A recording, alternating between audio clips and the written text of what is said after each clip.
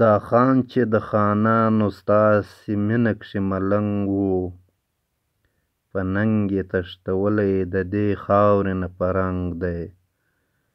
خان عبدالغفار خان د پښتنو د تاریخ یو عظیم قاید وو،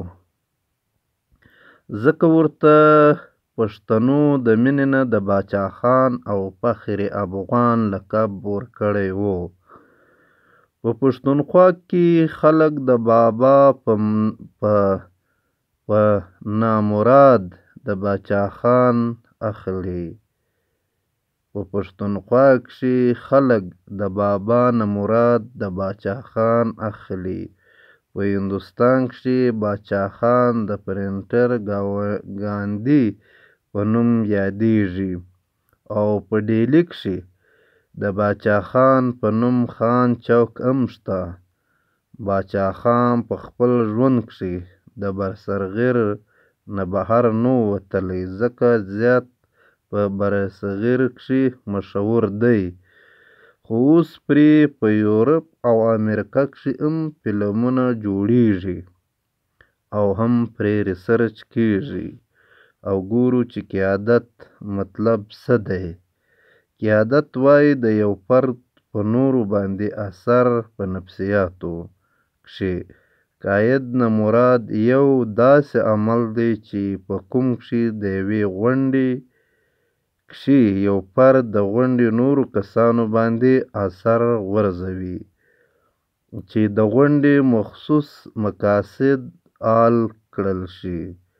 په دې هکله موږ ویلی سو چې باچا خان په خلکو او په ولس څومره اثر غورځولی وو.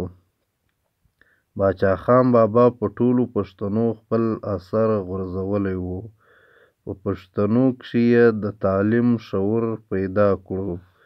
په پښتونخوا کې یې مدرسې پرانستې. بل طرف ته چې خلکو او اکثر تنګ نظرو ملایانو د ده جدید او دنیایي تعلیم مخالفت هم کاوه، او خبره به یې کوله چې سبق د مدرسې وایي، د پاره د پیسې وایي، جنت کښې به یې ځای نه وي، په دوزخ کښې به غوپې وایي.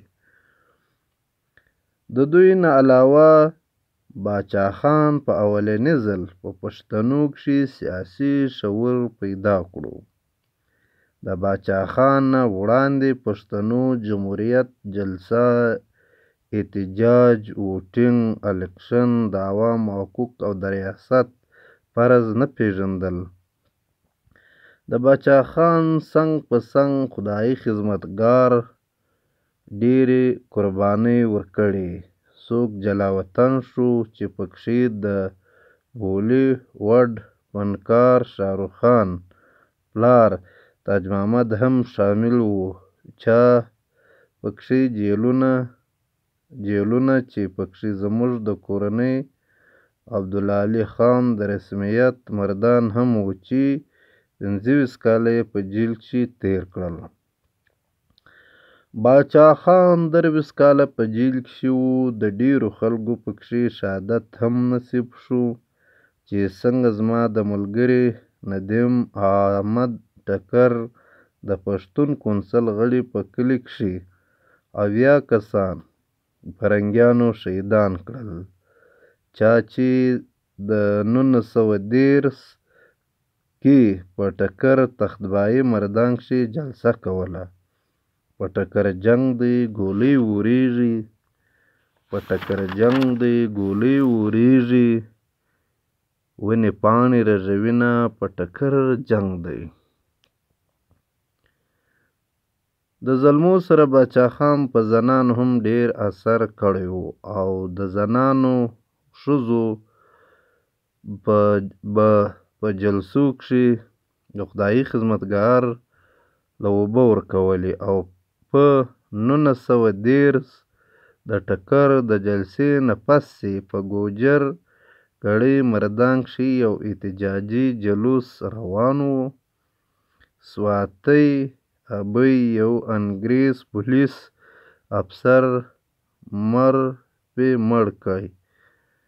مړ کړی و چې کله فرنګیانو پر امن جلوس د پیر حکم ورکړو که د ظلمو نه پوره نه شوه فخر افغانه جنکۍ به دې ګټي نه.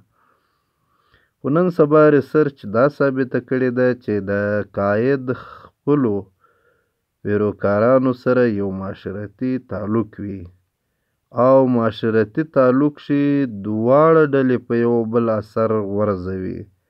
دغه شان قاید په پیروکار او پیروکار په قاید اثر ورزوي چې څنګه جمهوري قایدین د عوامو په خوښه پالیسي جوړوي، نو موږ دا ویلای سو چې پیروکار هم په خپل قاید ډیر اثر لري. اصل کښې باچا خان د خپل ولس د حالات نه متاثر شو او جدي شروع کړو. باچا خان یو کامیاب مشر و.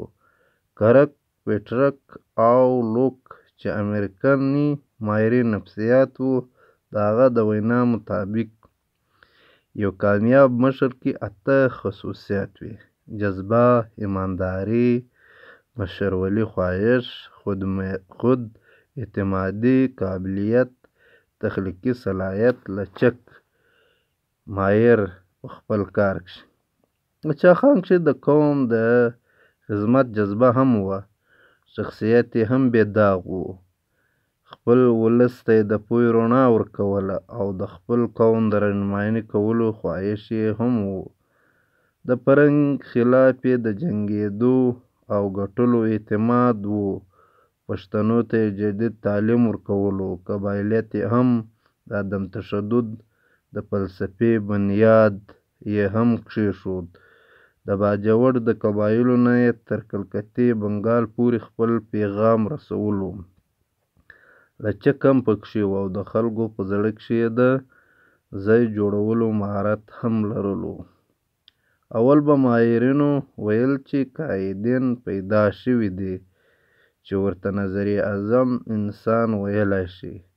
باچا خان هم یو عظیم انسان و. بیا پکښې خصوصا نظریه راغله، یعنې قایدین کښې د عام انسانانو نه لا بالاتر خوبیانې وه. خو خصوصي نظریه کښې داسې مسله وه ده چې هر لیډر یو شان خصوصیت نه لري. څوک عوامي وي، څوک امیري وي، څوک جمهوري وي، څوک حاکمانه وي، څوک کاروباري وي او څوک انسان دوست وي. جرمن معاشرتي ساینسدان میکس ویبر د قایدین د قسمه ښودلی دی.